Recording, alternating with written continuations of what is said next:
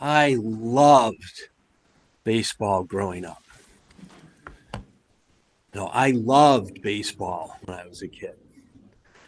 Out of all the things you do when you're a kid that I did when I was a kid, I didn't do any of them as much as I played baseball.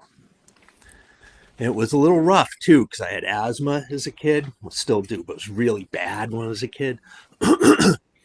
And so was an allergy to grass pollen.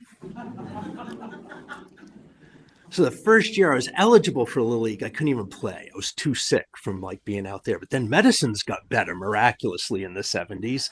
And next season I was good to go. And I played and I played and I played. And I was pretty good at it for a while. And as I got to be near the end of Little League, I realized I was not good enough to make the all-star travel team. But, I wasn't going to be one of the best players anymore. So what? I loved baseball. And I just kept playing. So the next thing was Babe Ruth League. Do they have Babe Ruth League in Connecticut? It wasn't quite as good. When I was in Little League, I had a great coach named Paul Russo.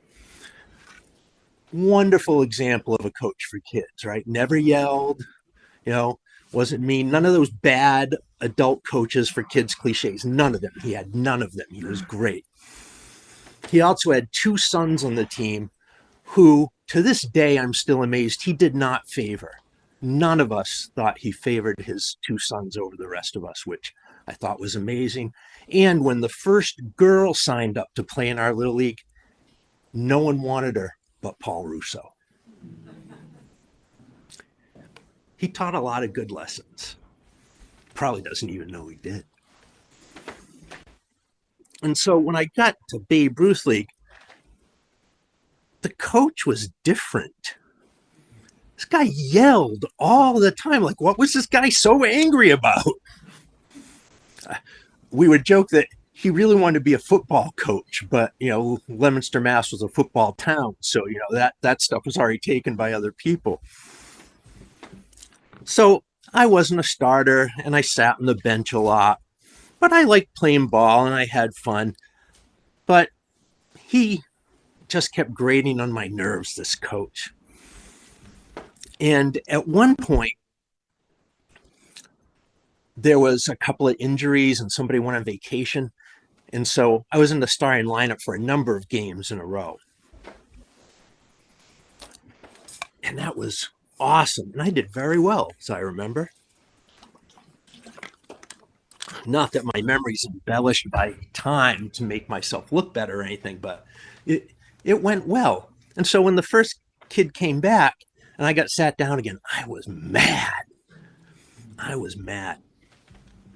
But what I started to realize was that coach was an old boy in my hometown, which is one of those crazy working class sports towns where the old boys have younger boys become the next old boys and they network, right? They do. They make that old boy network.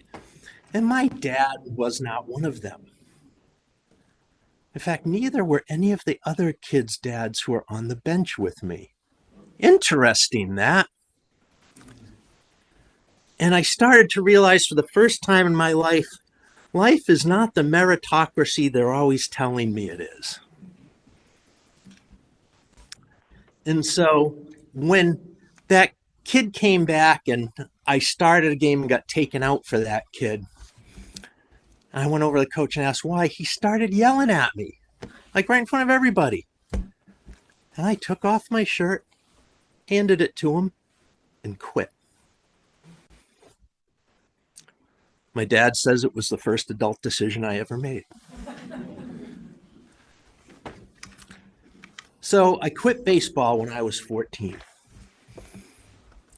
But I didn't give it up.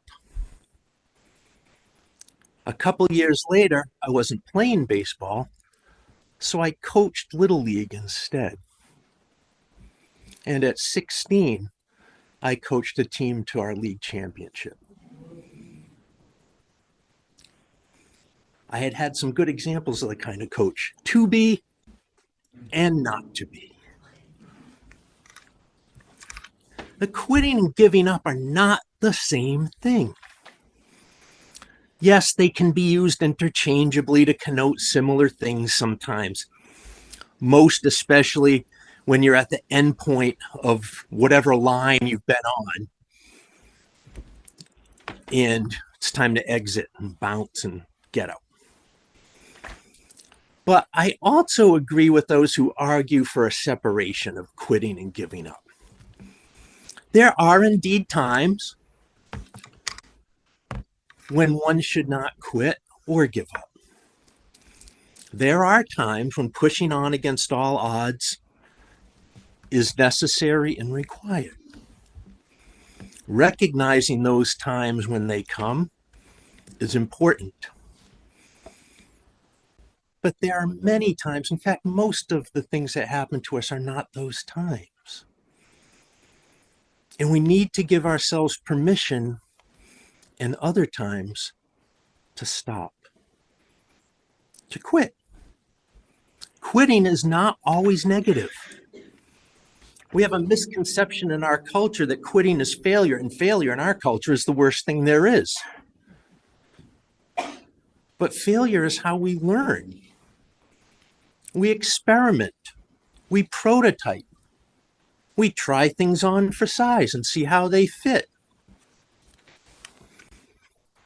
Have you caught the viral commencement address from Roger Federer, the retired championship tennis player at Dartmouth?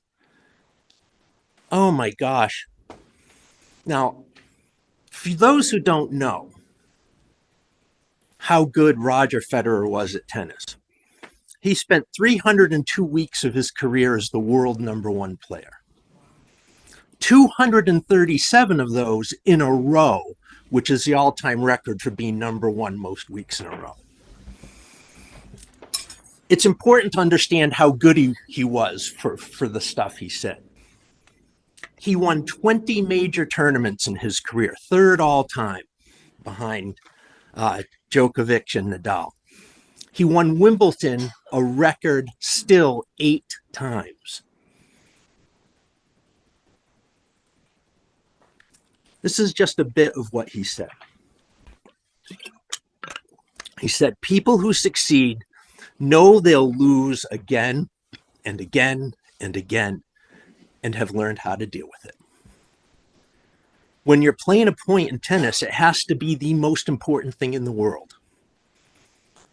But when it's behind you, it has to be behind you. Mindset is crucial because it frees you to fully commit to the next point. And then the one after that, and the one after that, with intensity and clarity and focus and the best you can bring in that moment. Now, as the son of a guy who was a tennis player and a high school and college tennis coach, and someone who has been a tennis player and a high school tennis coach myself, this is the sentence that grabbed me the most. Federer said, in the 1,526 single matches I played in my career, I won about 80% of them. But what percentage of points do you think I won winning those matches? Not quite 54% of the points. When you lose on average every other point, you learn not to dwell on every shot. Imagine that. Someone who might arguably be in the conversation of best tennis player to ever have lived barely won more than half the points he played. And that was the difference, that just over half. It's like the baseball adage people always go to, that you're an outstanding hitter in baseball if you succeed 3 out of 10 times. We miss this and we don't keep it in mind enough. We have to develop an agility, a muscle memory for quitting as much as we do for perseverance. Even when you win at an astonishing rate, you are most likely to barely break even on the road. And you have to realize that if you don't give up, you're still in the game. Federer's reminder that we have to move on to the next point if we're going to win the big battle and succeed in the long run in the big picture is a reminder to not give in to the sunk cost fallacy, right? The sunk cost fallacy is the argument that goes, you've invested your time, money, energy, spirit, and resources so much that they'll go to waste if you don't go through to the end. Whether or not going through to the end is a smart decision or not, we've sunk the cost. But the thing is, the cost is sunk. We've lost it already. We can't get it back. And sometimes the best thing to do is to write off those things we've already lost and move on. Don't waste good time, effort, energy, spirit, and money after bad. It's okay to quit. It's not necessarily the same as giving up. And we all run into that sunk cost dilemma and battle between quitting and giving up a lot in our lives. Maybe that point came for us in a business venture or a job. Maybe it was in a relationship. Neuroscience now tells us that the pain we feel when we stub a toe or break our leg is the same pain we feel when a relationship breaks up. It's the same centers of the brain. You know, maybe that was that sunk cost we couldn't let go. Maybe a sunk cost was in pursuit of a hobby. I play guitar. Over the years, I cannot tell you how many guitars I have played in people's houses that were so thick and full of dust, they barely made a sound anymore. We even experience sunk costs in terms of systems. In my career, I've seen congregations pursue things the way they've always done it until they close their doors. Even though there is a new and better way to do things, you don't have to keep doing that anymore. I think part of the national and worldwide anxiety about the rise of right-wing populism stems from the fact that many systems were designed for a 20th century civilization that doesn't exist anymore. And people are too afraid to dump them right off the sunk cost and move on and figure out new ways to do the things. And that's happening in government, in education, in economics, in politics. It's all over.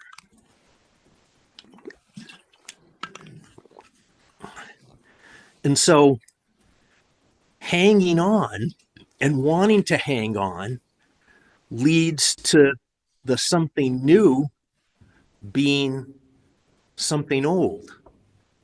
Tyranny and fascism, totalitarianism, promising getting back to the old ways, the best thing to do, you know, making stuff great again and whatnot. Our culture values winning, striving to win, so much so that our entire society is built on it. Even our courts don't seek to find truth and justice. You go in there to win your case. They're competitive. I wonder what it would be like if they weren't competitive contests and the system was designed to really find out what happened and now what should be done. We don't flex our quitting muscles because we're rarely in places that teach us how or tell us that it's okay to do so. Quitters never win and winners never quit. Oh, that's just not true. It's just not true. Sometimes, very much, in fact, winners do quit. And it's good that they did. It can take a lot of courage to quit. Colin Kaepernick quit standing for the national anthem.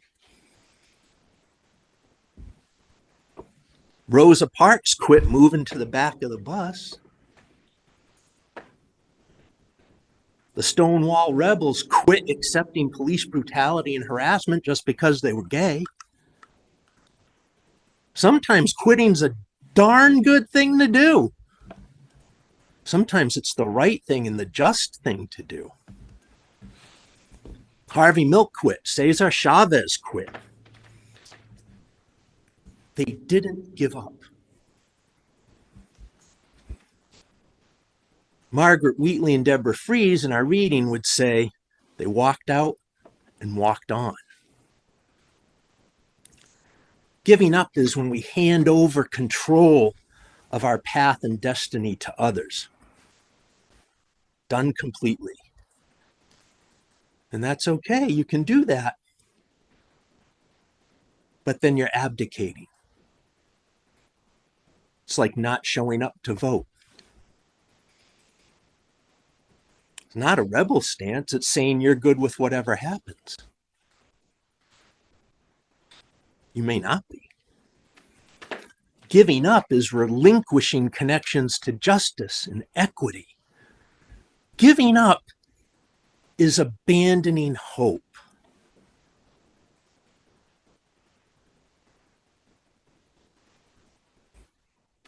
Quitting can be a compassionate ministry of pastoral care to ourselves,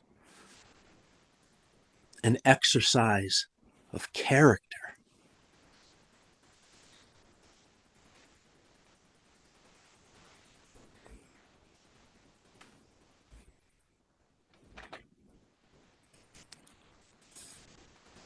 So practice quitting. You can quit with me because I'm trying to quit. Try to quit the world of domination and exploitation. Try to quit the pursuit of power. Quit the idea that some types of people are better than other types of people. I'm walking out of that world. I don't want it anymore. Walk out with me. I want to walk into a new world. I want to walk on into a world powered by transformation and generosity, upheld by justice and equity, grounded in mutual interdependence and pluralism, and centered in love. Thanks a lot for watching this video. It would help me out a great deal if you liked the video to give it a big thumbs up, subscribe to the channel, share this video with others, maybe ring that notification bell so you can be informed when we put out other videos like this. Check out my website and blog at tonylorenzen.com for even more resources that will open your mind, touch your heart, and inspire your spirit.